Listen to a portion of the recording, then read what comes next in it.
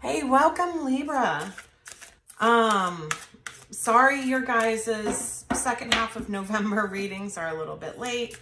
I've been struggling with YouTube uploads and I've been busy crafting in the shop, but I don't want you guys to think that I forgot about you.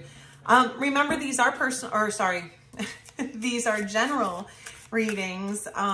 So they may or may not resonate with your situation. If you do want a reading for your personal situation, I'm open for bookings right now.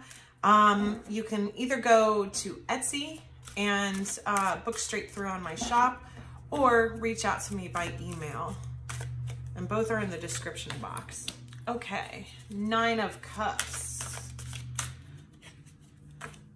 5 of Pentacles. It's quite a contrasting energy. Knight of Swords.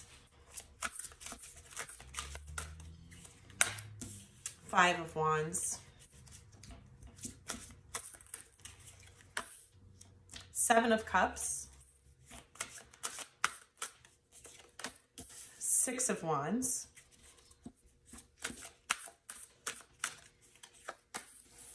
10 of Wands. Page of Cups. Okay, Libra. So, we've got a situation here. 9 of Cups is a card about wish fulfillment, and then it can also be a card about overindulgence. But in this deck, I do read it as wish fulfillment. The 5 of Pentacles is a card about being left out in the cold or emotionally withdrawing from a situation. So, you know, there's a situation that, and I apologize. I often read these as romantic situations because, you know, that tends to be what most people are interested in with these readings. But, you know, this can always be a career situation, family situation. And, you know, if that resonates more for you, feel free to apply that. But so there was some situation that was wish fulfillment. So a job, you know, a relationship, a person. And, but there's been an emotional withdrawing from it. The Knight of Swords is a hasty action. It's kind of a quick, maybe like, I always get the energy that it's an ill-tempered sort of quick action, you know, something, a decision or action that you make out of haste.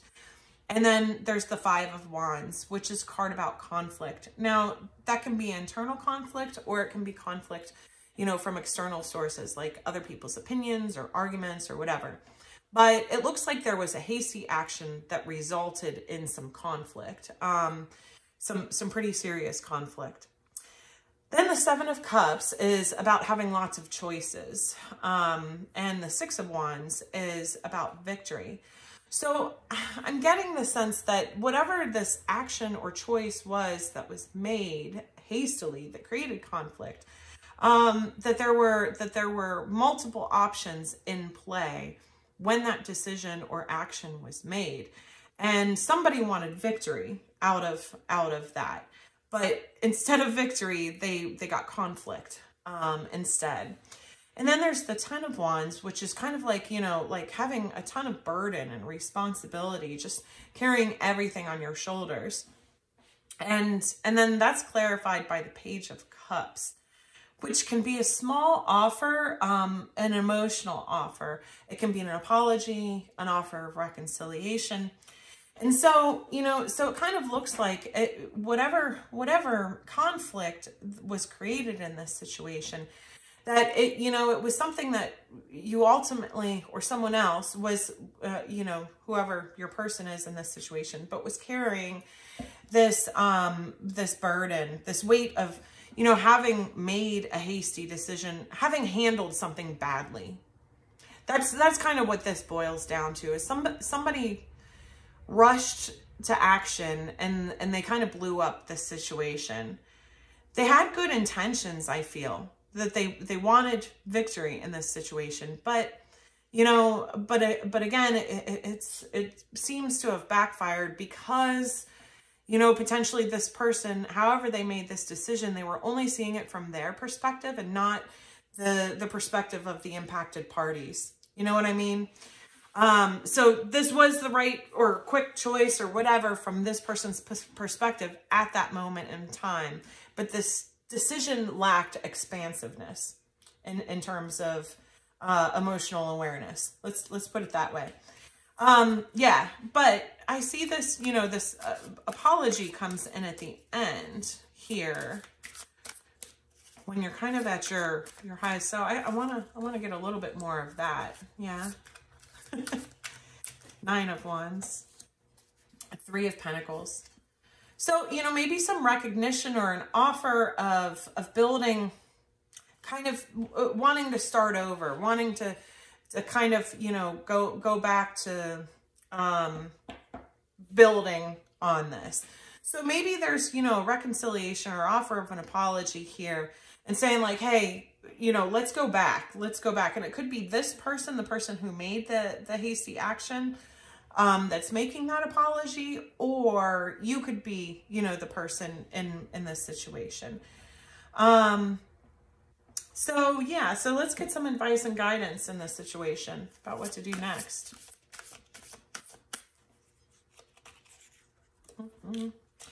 You are the image maker. What you focus on manifest. What thought patterns do you need to shift?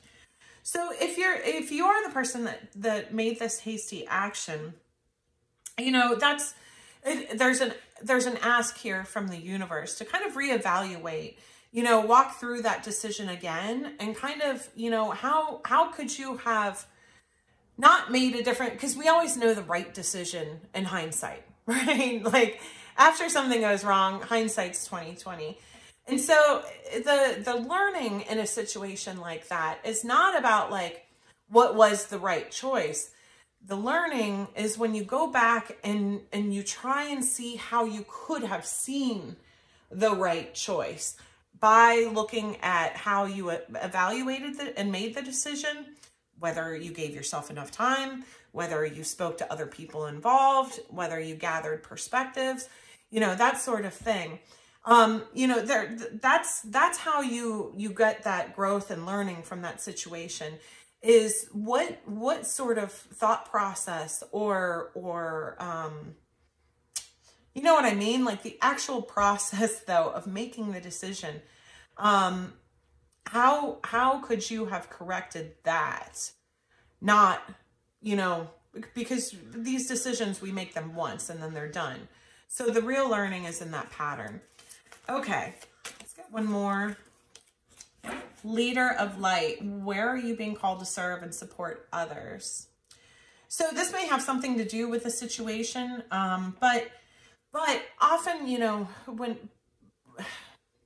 I get the sense, this reading, this may be a personal situation for you, but I'm really, as I'm going through it, I've been getting a lot that this might be resonating as a work situation for a lot of people.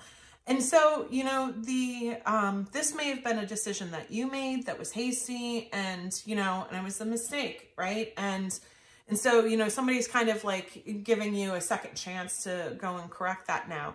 And a lot of times when we do make mistakes or we do fumble, you know, that our ego takes a real hit too, because we wanted to do a good job. We wanted victory. But then it didn't play out right. But that's how leaders learn. We learn from our mistakes, right? So look at this as an opportunity to, and it's not a failure. It's an opportunity to step into your leadership. Leadership is difficult because, and this is why not a ton of people are good at it, is because it involves a lot of self-awareness. A lot of self-awareness. You can read all the books all you want saying you should do this and this and this and this and whatever. But a real leader is authentic, right? They you know, do what they say what they mean.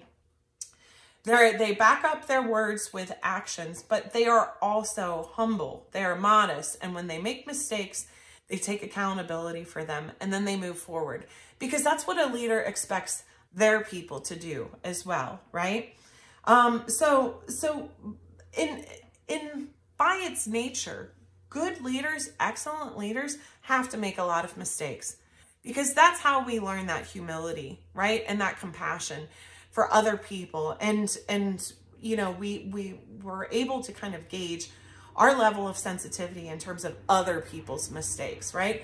Because if we never make mistakes, we're not going to be a good leader, because everybody makes mistakes, first of all, right?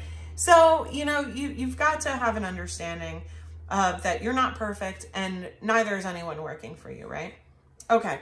And we're going to get one more card. Water, spirituality, emotion, intuition, and compassion. Yeah, and that's what I was just saying. I was just talking about compassion. These are elements that again, make a good leader. Is if you know what I mean? Like, you have the self-awareness of your own emotions. You have that kind of empathy and awareness to be able to perceive other people's emotions, but to have control over your own emotions as well, right? To be in touch with them, to be connected to them, but not to let them drive you. Intuition, again, the better you understand yourself, the better you understand other people. And that's what lends towards compassion as well, is, you know, because you're going to have other people in situations that fail as well, right? And we all do, but that should never be the end of the road, right? Is you know, there should be second chances. It's what you do with those second chances that really matter. Okay, I think I'm going to leave it at that, guys. I hope that helped. If it resonated, please don't forget to like, comment, and subscribe. And I'll see you guys again soon. Thanks, Libra.